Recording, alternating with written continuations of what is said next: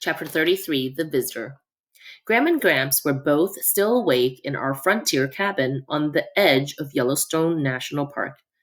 Aren't you sleepy yet? I said. Gramps said, I don't know what's the matter with me. I don't feel like going to sleep at all. I want to know what happened to Peavy. I'll tell you about Mr. Berkway's visit. Then I'll stop for tonight. I went over to Phoebe's house after dinner on the day Mr. Berkway had read from my journal about the blackberry kisses and from Phoebe's about Mrs. Cadaver. In Phoebe's bedroom, I said, I've got two important things to tell you. The doorbell rang, and we heard a familiar voice. That sounds like Mr. Berkway, Phoebe said. That's one of the things I want to tell you, I said, about Mr. Berkway. That was a tap on Phoebe's door. Her father said, Phoebe, could you and Sal come downstairs with me? I thought Mr. Berkway was going to be mad at Phoebe for what she had written about his sister. The worst thing was that Phoebe didn't even know yet that Mrs. Cadaver was Mr. Berkway's sister. I felt like we were lambs being led to a slaughter. Take us, I thought. Take us and do away with us quickly. We followed Phoebe's father downstairs. There on the sofa was Mr. Berkway holding Phoebe's journal and looking embarrassed. That is my own private journal, Phoebe said, with my own private thoughts. I know, Mr. Berkway said, and I want to apologize for reading it out loud. Apologize?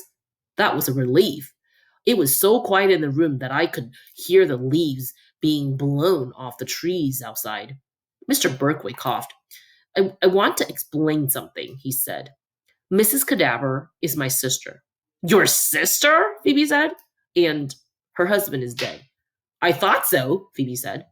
But she didn't murder him, Mr. Berkway said.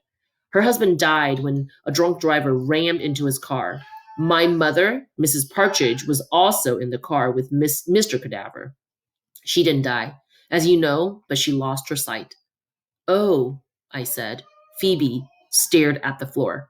My sister Margaret was the nurse on duty in the emergency room when we brought in her husband and our mother. Margaret's husband died that night.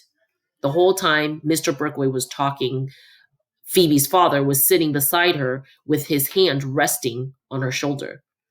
It looked like the only thing that was keeping Phoebe from vaporizing into the air and disappearing was his hands resting there. I just wanted you to know, Mr. Berkway said, that Mrs. Cadaver is not Mr. Cadaver is not buried in her backyard. I've also just learned about your mother, Phoebe, and I'm sorry that she's gone, but I assure you that Margaret would not have kidnapped or murdered her.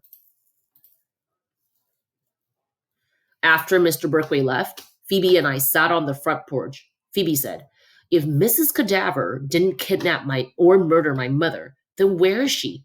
What can I do? Where should I look? Phoebe, I said, there's something I've got to tell you. Look, Sal, if you're going to tell me she's not coming back, I don't want to hear it. You might as well go home now.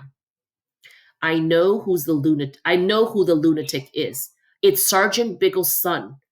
And so we devised a plan. At home that night, all I could think about was Mrs. Cadaver.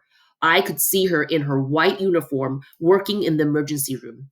I could see an ambulance pulling up with its blue lights flashing and her walking briskly to the swinging doors.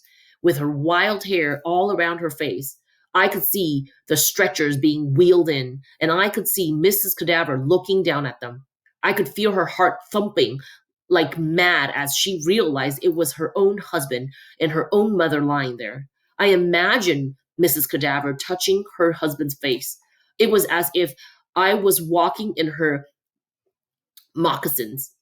That's how much my own heart was pumping and my own hands were sweating. I started wondering if the birds of sadness had built their nest in Mrs. Cadaver's hair afterwards, and if so, how she got rid of them. Her husband dying and her mother being blind were events that would matter in the course of a lifetime.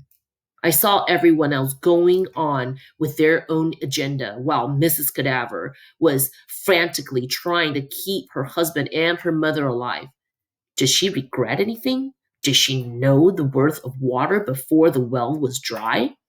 All those messages had invaded my brains and affected the way I looked at things. Are you sleepy yet, Graham? I asked. My voice was hoarse from talking so much. No, Chickabiddy, but you go on to sleep. I'm just going to lie here a while and think about things. She nudged Gramps. You forgot to say about the marriage bed. Gramps yawned.